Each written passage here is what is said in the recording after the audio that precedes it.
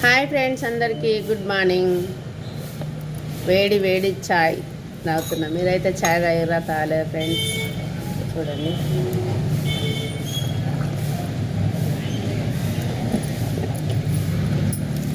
ఛాయ్లో నేనైతే బిస్కెట్స్ అయితే తింటున్నా.